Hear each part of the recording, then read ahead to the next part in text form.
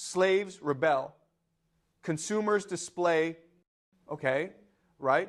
So by the late 20th century, the elite realized something astonishing.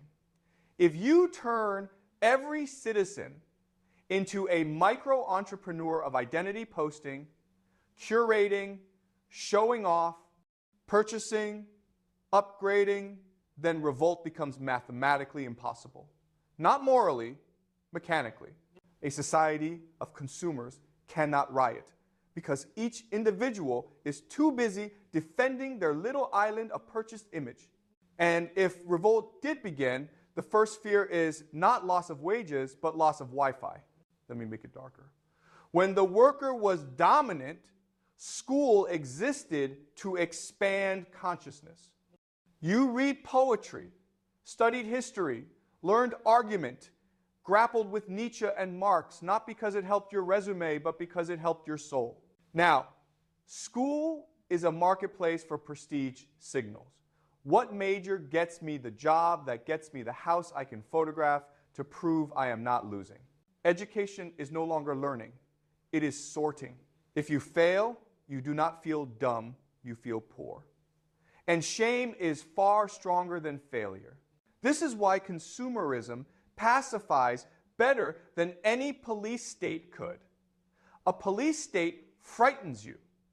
Consumerism flatters you. And flattered people obey more willingly than frightened ones. Now, inequality.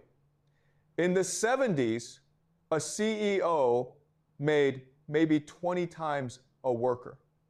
Today, 200, 300 times. The difference is not monetary, it is architectural. Because when inequality becomes divine, untouchable, expected, aesthetic, it ceases to provoke revolt. Instead, it provokes aspiration. Workers see billionaires not as enemies, but as templates. A worker sees injustice. A consumer sees possibility. Okay, so now you understand why the billionaire must be worshipped. Because if the billionaire becomes villain, the consumer remembers he is a worker. And the moment he remembers he is a worker, the elite lose control. So consumerism is the continued neural sedation, the constant whisper that you are almost there, almost luxury, almost celebrity, almost wealthy enough to escape solidarity. It is a treadmill disguised as a dream. Now, the philosophical endpoint. Francis Fukuyama is mocked for saying this is the end of history. But he was right, not because peace has been achieved, but because revolt has been dissolved. History, in Marx's view, advances by material struggle. But the consumer does not struggle. He refreshes, he does not overthrow, he orders. He does not march, he scrolls. How do you create revolution when people check their battery percentage more than their wage percentage? You don't.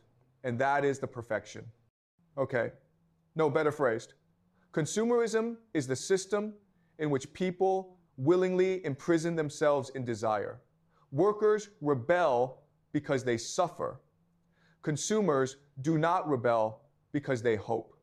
Hope is the cage. It is easier to starve a man than to deny him envy. So what does the next quarter century look like under this? Not uprising, not Marxist correction, not proletarian dawn, but a glittering quiet. People compete for symbols rather than rights. People compare wardrobes rather than wages.